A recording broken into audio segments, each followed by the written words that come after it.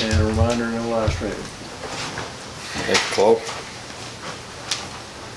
Kirby, how has practice been so far this week?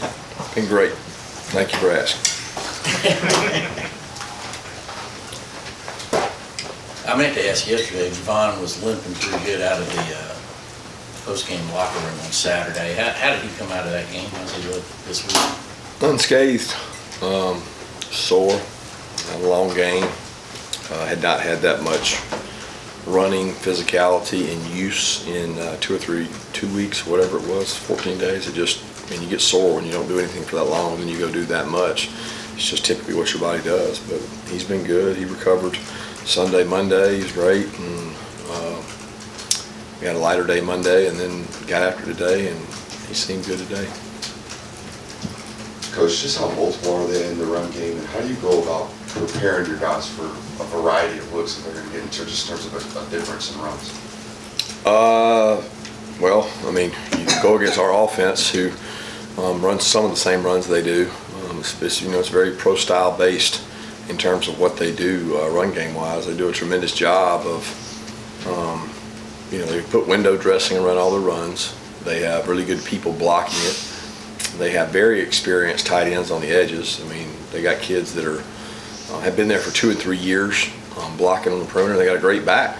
I mean, so they got a great run system that has all the ingredients to be excellent. When you have a physical offensive line, a head coach and an offensive coordinator committed to running it, a great back, several great backs, and then they have weapons outside. So they are a very talented group, and got a lot of guys who played a lot of football in the SEC in that group. Yeah, Kirby, you've alluded a couple times to pressure periods in practice and Peyton wanting more of those pressure periods. Just what do those periods look like, and how do you try to simulate the pressure of like the kicks he had the other day on the road to lead it all? Yeah, I won't get into the details of them. I think that's more private for our team. But I do think it's great for the team morale and great for him. And you can't simulate what he had the other day at Auburn. I mean, you just try to. So we try to put him in a thought process where he has to come off the sideline and he's got one shot. It's different than kicking 5 field goals in a row, because it's 3 for 5, 4 for 5. You feel like you got another shot. It doesn't feel that way in a game. So we do it that way more in the practice. Yeah, what are you seeing out of Jalen Walker this season as he continues to try to develop as an inside linebacker, also playing sort of that edge role and pressure packages for you guys? Yeah, he's growing at 2 positions. It's exactly what we talked to him about when we recruited him and some of these other inside backers, is that, a lot of kids don't play high school inside backer. Their coaches put them on the edge so they can defend the grass, or they put them at the edge so they can run and set edges. They don't get to play inside backer because there's probably another kid on their team that can play that. So his skill set has grown because he's very natural on the edge as a rusher and get off, and he has some of the best pass rush moves in our group. So, but he needs to be able to play all down, so he's continuing to work at inside backer. And the beauty of Jalen is he goes down and takes reps, against our offense and reads keys and gets better at that position, while at the same time being a dominant special teams player and a great third down player for us. Kirby, how similar is Stoops and how he builds his teams to the way you build your teams?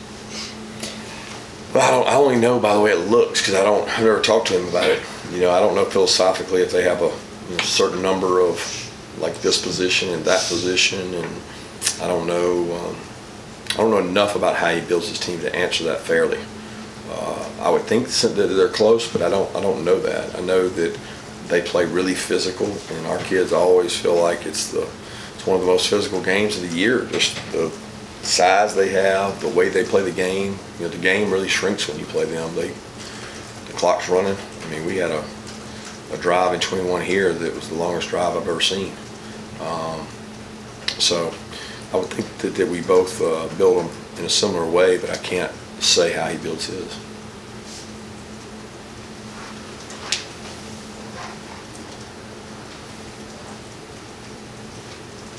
Sorry, bring up slow starts again. I mean, 17 points in the first quarter.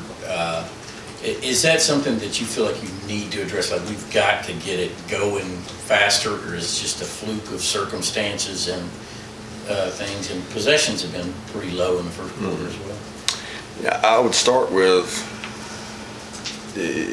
absolutely we need to improve it, but we look at everything, and I think we went 3 and out one time on offense. Every other time we moved the ball, which that's what you want to do. Obviously you want to score, but you want to move the ball so you can create field position. On defense, we've gone 3 and out maybe once or twice. We did last week. So it's not the first possession, but it is the first quarter, and some of that has been circumstance of missing a field goal. Some of that has been circumstances of we defer, so if we win the toss, we never get that extra possession in the first quarter because they get it. But those are all just excuses. I mean, we got to play better. There's a lot of reasons why it happens. I've been years where you score every first possession and you stop them every time, and then for a while we were like we couldn't get it started in third quarter. We could never get any momentum going in the third quarter, and we were awful in the third quarter. One of the years we won a national championship, but it's something you try to address and think about the way you start the game, but don't overthink it because we're trying to plan for the whole game. Coach, I could be completely wrong here, but I think you and Florida are pretty relatively similar schematically. When you study that, how much can you have an opportunity to learn from that, what Kentucky had success against them? How much of that was Kentucky beating Florida or Kentucky stressing what they do schematically? You're talking about Florida's defense? Correct, sir. Yeah, I mean, there's some similarity there. I don't exactly know what they're doing in some situations. I mean, it's not complete overlap like some defenses I've seen before where we're like married up exactly the same. I don't think it's exactly the same, but at the end of the day, Kentucky played physical. They had explosive plays. They got some turnovers. They started really fast, and once a back gets hot and he gets rolling, he got really hot and started rolling, and he was hard to tackle. So it doesn't matter what defense you play. It's not about schemes. It's about striking blockers and getting off blocks and tackling. We're not out there practicing schemes right now. We're out there trying to strike a block and get off a block. Kirby, you guys are playing your first ranked opponent this week. There's 3 other ranked opponents on the schedule upcoming. Some are knocking on the schedule. What do you make of the SEC teams that seem to be on the rise? I don't know who you're referencing. You got Missouri, you got Tennessee, and Ole Miss are the other teams that are coming on your schedule that are ranked this week. I personally think every SEC team should be ranked. I guarantee you there's some teams that don't want to play that are ranked. I mean, I literally have no idea what you're referencing because every team we play in the SEC is good enough to beat us. And whether they're ranked or not, I could care less. I'm trying to be more physical than them and outscore them. And the only thing I'm concerned with, not their ranking. Kirby, you said on Saturday that there's not a ton of separation in anybody in college football. Why do you think that is? Yeah, I haven't watched everybody, so it's hard for me to say. I just feel like there's a lot more parity out there, and I don't know why it is. I don't think anybody's as good as they were 3-4 years ago. I watched games of 3-4 years ago. I don't think high school football is as good as it was 3 or 4 years ago. I think less kids are playing football. The quality of the football that's played is a little less.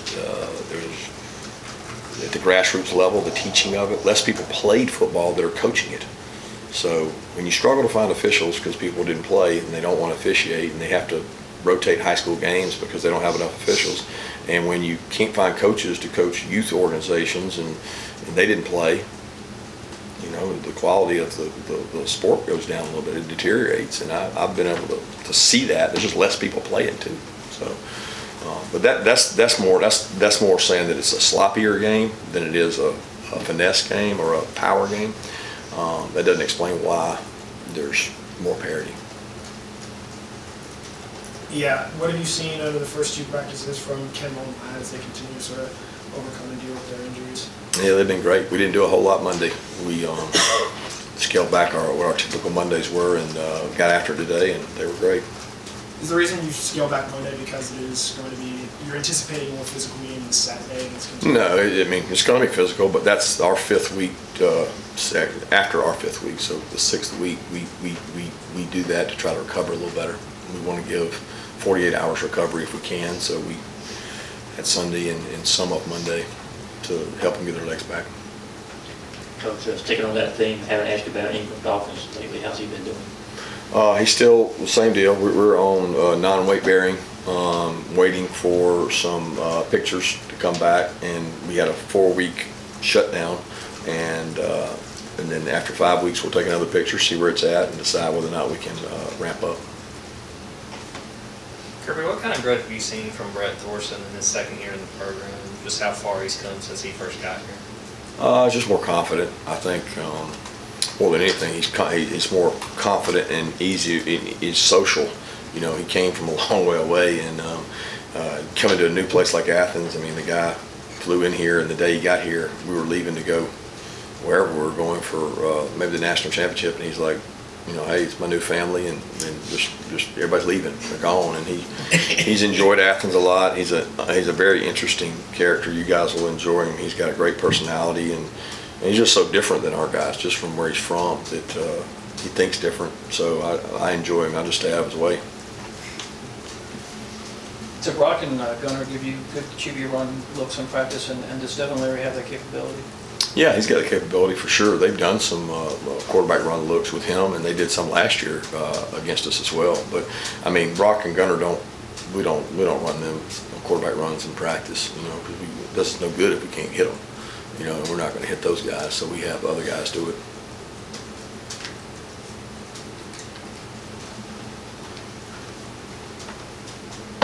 Just going back to your question about less people playing football, and obviously being a coach, you're around it a lot, but what kind of value just in life in general, not necessarily even though, you know, guys want to play in the NFL or work in football full time, what kind of benefit is there to playing the game of football? Yeah, well, there's 2 things that football and life have in common. They're hard. And I don't know how many of you guys have put on 30 pounds of equipment and pants and a shirt and gone out in 110-degree heat and practiced for 2.5 hours. Not that makes you successful. That makes you willing to go out and work for something in life. Because if you're willing to do that and put a helmet on, you're probably not going to be afraid to, you know, go 9 to 5 and pay the bills. And the one thing I've learned in life is that life is hard. And football teaches a bunch of those lessons. So I think the sport is one of the great teachers of lessons of life. If I'm not mistaken, your older twins don't play football. Obviously, he doesn't.